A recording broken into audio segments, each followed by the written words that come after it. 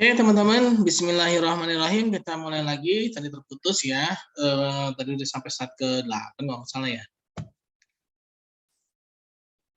Semoga lancar ya, tidak ada masalah. Ini sebuah lembaga perbankan ya, apabila dia menggunakan rahan, yang menggunakan gadai ya, walaupun dia perbankan ya, malah justru yang pertama kali menjalankan rahan ini, gadai ini adalah perbankan ya teman-teman ya, perbankan ya. Gadai itu muncul juga setelah lembaga perbankan ya. Nah, tapi sekarang sudah dipisah ya antara bank dengan, karena ketika kita melakukan pembiayaan pada sebuah lembaga namanya tuh jaminan ya, jaminan. Ada lagi nih yang menggabungnya. Oke, ada yang mental-mental kayaknya ya teman-teman ya. Nah tadi jadi adanya jaminan ya, adanya jaminan. Nah ini juga menjadikan si nasabah penabung dia menjadi aman, cenderung aman lah, walaupun nggak karena kan di dunia ini kan nggak ada yang bisa memastikan ya, karena itu semua adalah kehendak Allah Subhanahu Wa Taala ya. Ya walaupun ada barang jaminan, setidaknya itu lebih aman ya, setidaknya itu lebih aman daripada tidak ada barang jaminan sama sekali. Nah, karena kan memang juga secara fungsi ya, secara fungsi lembaga keuangan syariah itu dia adalah lembaga penyambung ya, penyambung atau intermediary ya, antara pihak yang kekurangan dana dengan pihak yang kelebihan dana ya. Nah, begitu pula dengan lembaga pegadaian ini ya, lembaga pegadaian khususnya yang syariah ya. Ini juga demikian, yaitu lembaga sebagai penyambung antara yang surplus dana dengan yang defisit dana ya. Marcelino Faiz kayaknya mental-mental mulu ya. Ini saya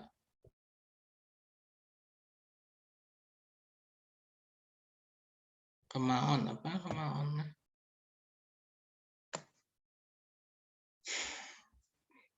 Nah, jadi tadi ya, yaitu sebagai lembaga penyambung atau intermediary antara pihak yang surplus dana dengan yang minus dana. Nah, ini juga ketika dijalankan pada sebuah lembaga pegadaian syariah ya, dia akan masih Faiz lagi. Nah, risiko ratan. Nah, asetnya itu tipe ya. Gadget nih ya. Gadgetnya cek ya, ya.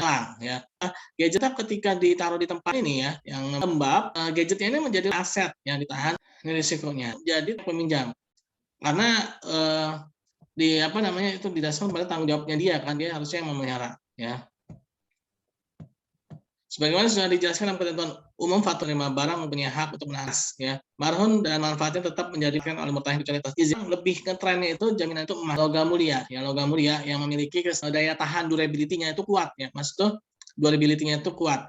Nah, sehingga si pihak yang pegadaian ini dia lebih aman, mulia, tidak mudah rusak, bukan cuma cenderung tidak rusak ya. Karena logamnya itu ya namanya oleh kondisi sekitar.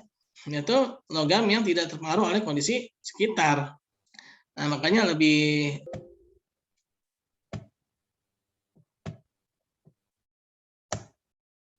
oke, tunggu ya teman-teman ya, ini ada gangguan.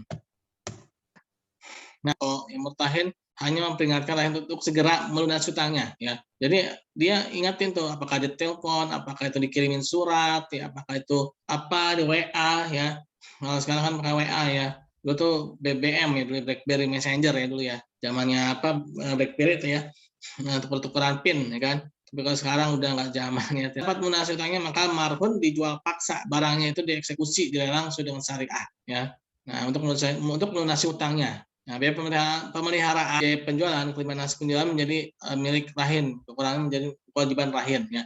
Jadi kalau misalkan nih barangnya taruhlah diminjam 10 juta ya, dijual dilelang dapat 11 juta. Nah, itu ada biaya-biayanya itu pakai yang sisanya itu 1 juta tadi itu ya. Nah, sisanya berapa ya? Nah, itu yang akan digunakan ya untuk melunasi kewajiban. Nah, apa sih persamaan proporsional? Itu dua-duanya sama-sama meminjamkan uang ya, meminjamkan uang. Sama-sama memiliki adanya agunan ya. adanya agunan, ada jaminan. Lalu sama-sama adanya batas waktu pinjaman ya, uang pelang ya. Nah, lalu apa nih perbedaannya ya?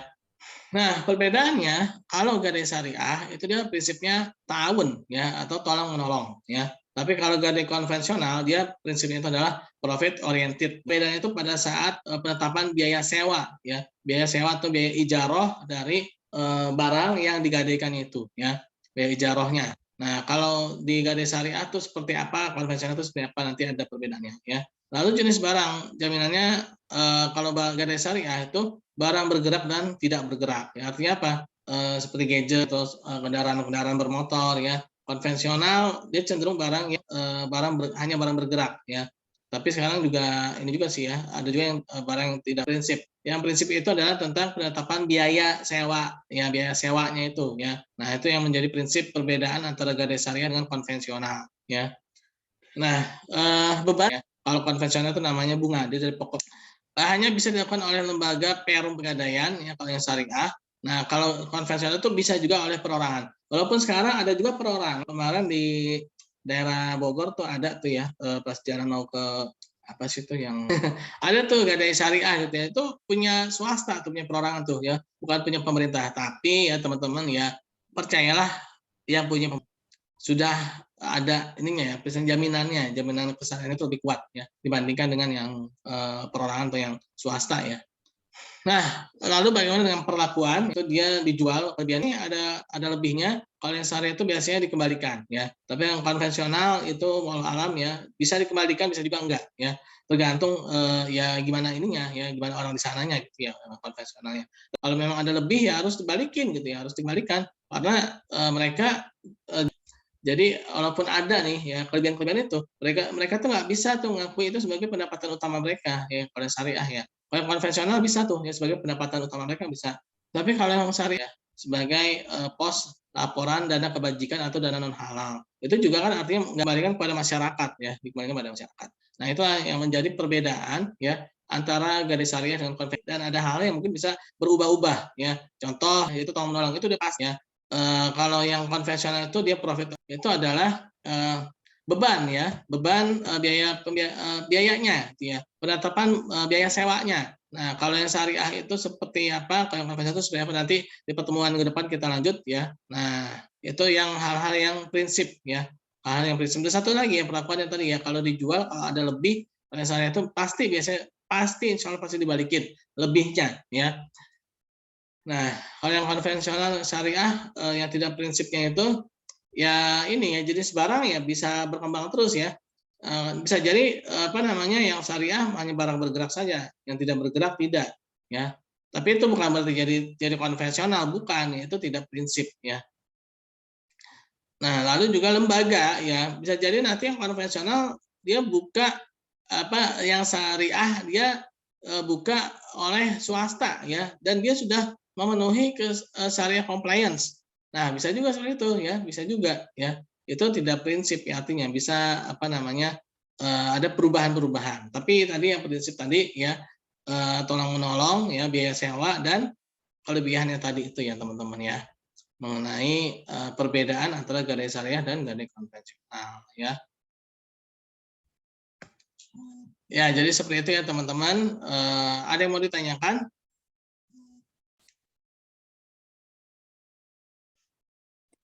Tidak ada, Bapak. Oke, kalau memang belum ada, berarti kita tutup ya dengan baca hamdalah.